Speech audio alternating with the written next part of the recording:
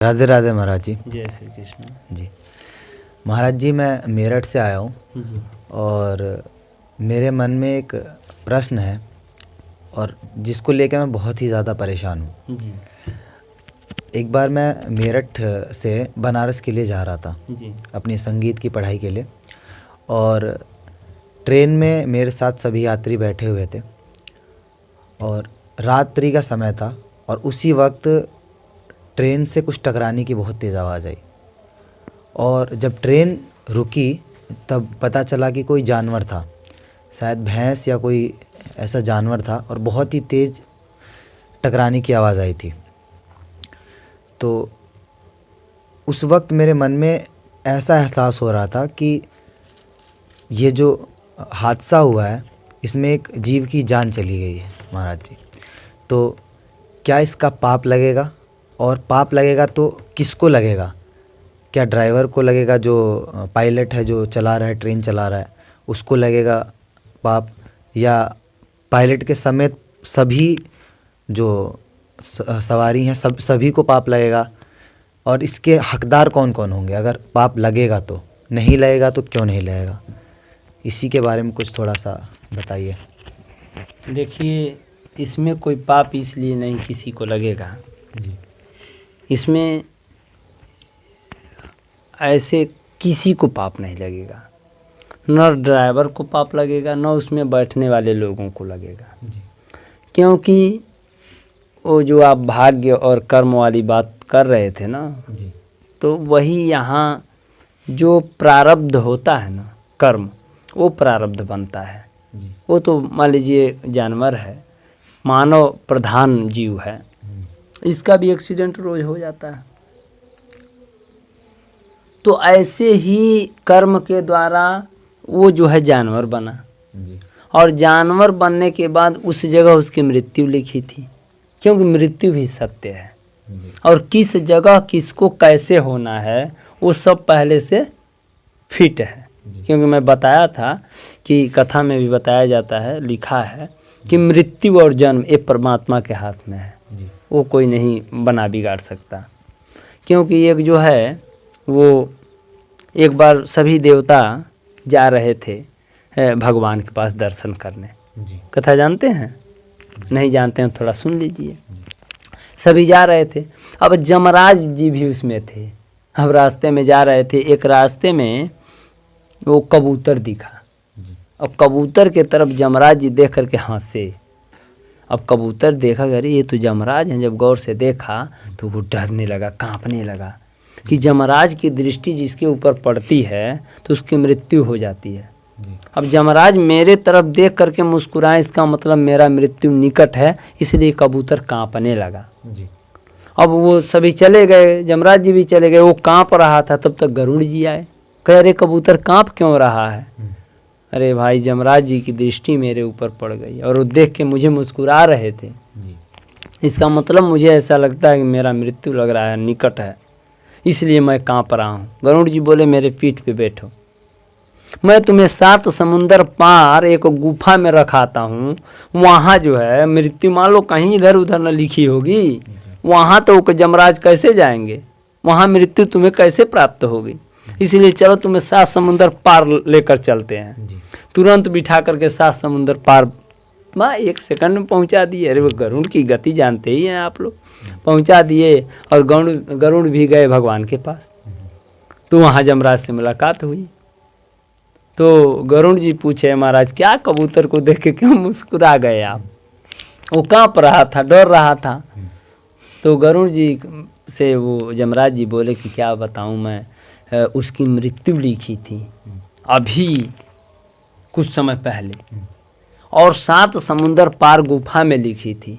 तो वही मैं सोच रहा था कि मृत्यु ब्रह्मा कैसे लिखते हैं, मृत्यु लिखे हैं 7 समुंदर पार किसी गुफा में, और एक कबूतर है यहाँ, मरेगा कैसे? ये मैं सोच के हंस रहा था। तो वो गरुड़ जी कह गए, महाराज तब तो हम 7 समुंदर पार उस गुफा में छोड़ के आए हैं। तो जमराज जी बोलते तब तो बढ़िया किए आप, यही तो सोच रहा था मैं। तो मृत्यु किसको कब कहाँ ले जाके मारेगी, गरसेगी, ये कोई नहीं जानता। एक फिल्म में एक गीत है, मृत्यु कहती है, खैर इसमें तो हीरो हीरोइन गा रहे हैं सब, लेकिन उसमें आध्यात्मिक दृष्टि से देखें तो उसमें मृत्यु कहती है कि दूर नहीं जा सकती हूँ तुझसे, पास में मैं ना आऊँगी, रहूँगी मैं नज़रों के सामने, फिर भी नज़र ना आऊँगी।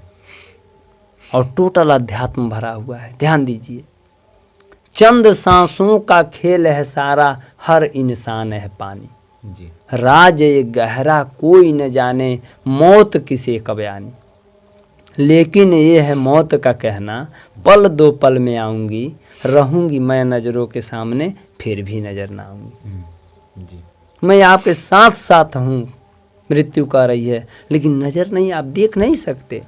तो किसको कब कहाँ लिखा है, वो जो है वही मृत्यु होना है। मृत्यु जन्मवताम वीर देहे न सह जायते, अद्यवादा सतान तिरवा मृत्यु वही प्राणिनम ध्रुव।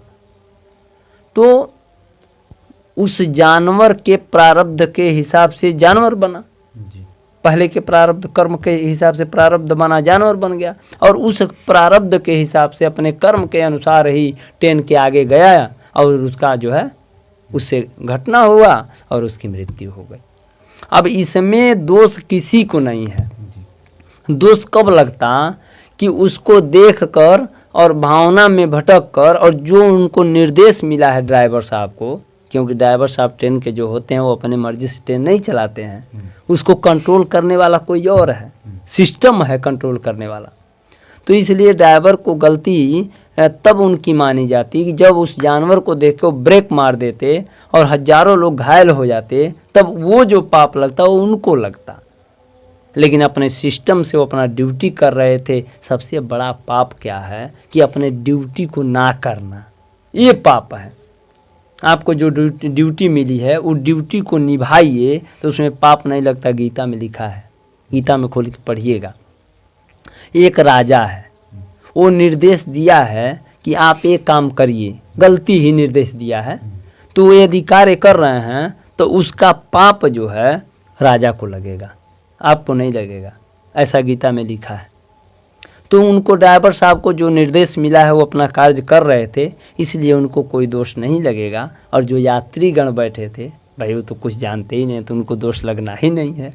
तो इसलिए आप जो है आज से इसके बारे में ना सोचिए, क्योंकि इसमें कोई दोष नहीं है, क्योंकि ट्रेन अपने मनमानी ड्राइवर नहीं चला सकता। महाराज जी, मैं आपकी इसी बात पे एक सवाल और करना चाहूँगा जी।